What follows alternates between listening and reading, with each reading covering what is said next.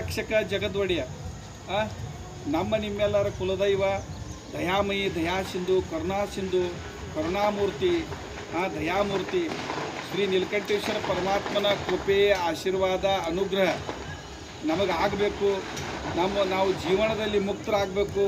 ನಮ್ಮ ಬದುಕಿನಲ್ಲಿ ಪುಣ್ಯ ಸಂಪಾದನೆ ಆಗಬೇಕು.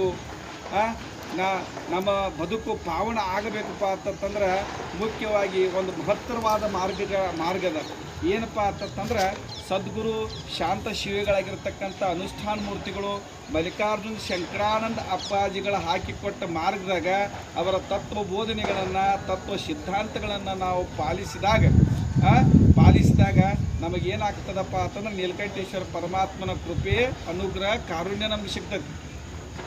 ಮಲ್ಲಿಕಾರ್ಜುನ ಶಂಕರಾನಂದ ಅಪ್ಪಾಜಿಗಳ ಒಂದು ದಿವ್ಯ ಸ್ಮರಣೆಯನ್ನು ಜ್ಞಾನವನ್ನು ಅನುದಿನ ಅನುಗಾಲ ಸ್ಮರಣ ಮಾಡುವುದರಿಂದ ಪೂಜಿಸುವುದರಿಂದ ನಮಗೇನಾಗ್ತದಪ್ಪ ಅಂತಂದ್ರೆ ನೀಲಕಂಠೇಶ್ವರ ಪರಮಾತ್ಮನ ಅನುಗ್ರಹ ನಮಗೆ ಖಂಡಿತನ ಆಗ್ತದೆ. ಅವಾಗ ಮಲ್ಲಿಕಾರ್ಜುನ ಶಂಕರಾನಂದ ಅಪ್ಪಾಜಿಗಳ ಕರುಣೆ ನಮ್ಮ ಮೇಲೆ ಬೀಳ್ಬೇಕು, ಅವರ ಕರುಣಾಮೃತ ನಮ್ಮ ಮೇಲೆ ಬೀಳ್ಬೇಕು.